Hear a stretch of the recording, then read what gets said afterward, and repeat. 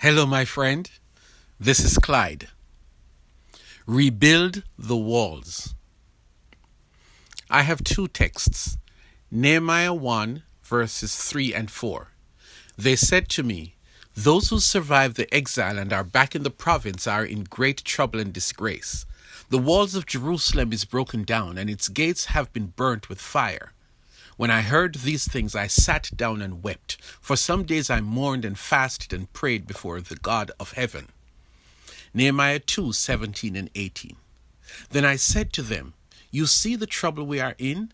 Jerusalem lies in ruins, and its gates have been burnt with fire. Come, let us rebuild the wall of Jerusalem, and we will no longer be in disgrace." I also told them about the gracious hand of my God on me and what the king has said to me. They replied, "Let us start rebuilding." So they began the good work.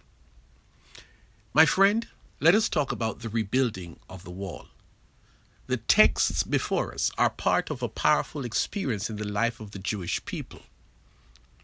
Nehemiah was a young Jewish man who was born in exile thousands of years ago in a place called Babylon. He was a butler to the king, specifically his cupbearer. By definition, a cupbearer was someone of high ranks on the palace staff who was responsible to taste the drink for the king to protect the king from being poisoned. In addition, the cupbearer would pour and serve the king and his guests at the royal table. One day, this young man got news from some of his Jewish people who had come back from Jerusalem. They told him that the city and its people were in trouble.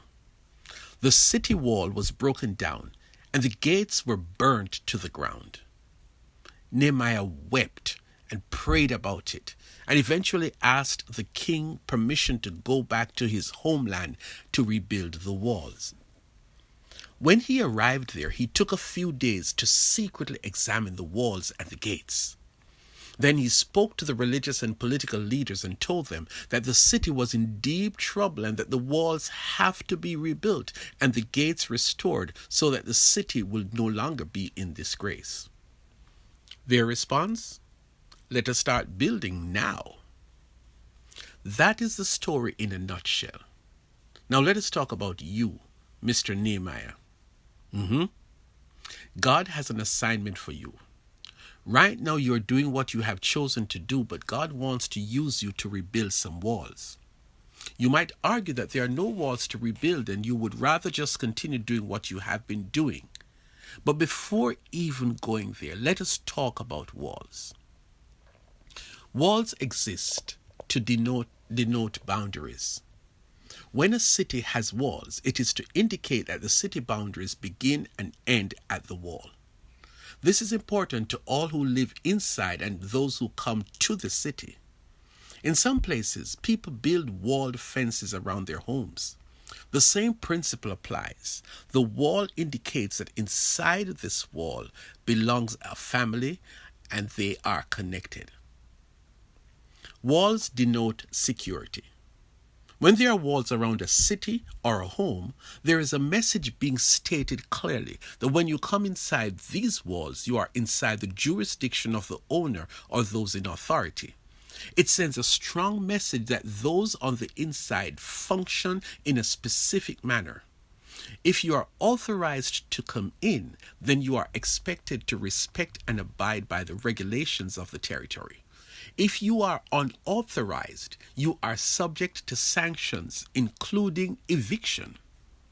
Do not cross this wall if you do not intend to follow our regulations, or you will pay a great price.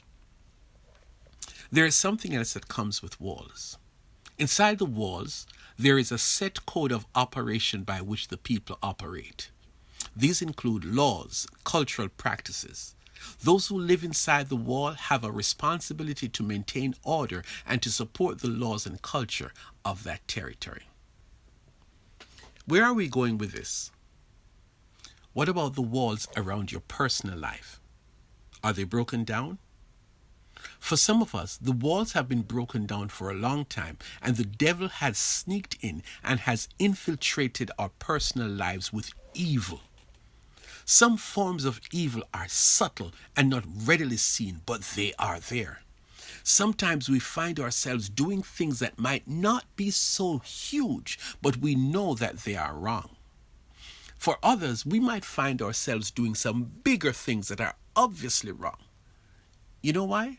That is because the walls of your personal life are broken down. They need rebuilding, and it is an urgent assignment. You have to reclaim the territory of your personal life, my friend, and reinstate God as the ruler and a commitment to live according to God's requirements. Rebuild your wall. Then there are the walls around our family. How are those walls? Maybe you might want to look at your marriage, for example, that it looks like it is not going as well as before. There is fighting and disagreement between you and your spouse, or maybe infidelity. Sometimes there is discord, heavy discord. There could be the lack of spiritual practice in your home. Very little, if any, prayer and family devotion goes on in your family. The absence of godliness and spiritual activity in your family suggests strongly that the walls of your family life have been compromised and the enemy has been able to come in and mess things up. The presence of the enemy in your family can be seen in your children's behavior, rebellion, disobedience, lack of interest in godly things, just to name a few things. You need to rebuild those walls. You need to reclaim the territory of your family life for God. Drive out the enemy, the devil, and reestablish spiritual order and security in your home. Mr. Nehemiah, may I invite you to respond to the news that the walls have been broken down, and may I strongly encourage you to rebuild the walls of your life and your family life, beginning now.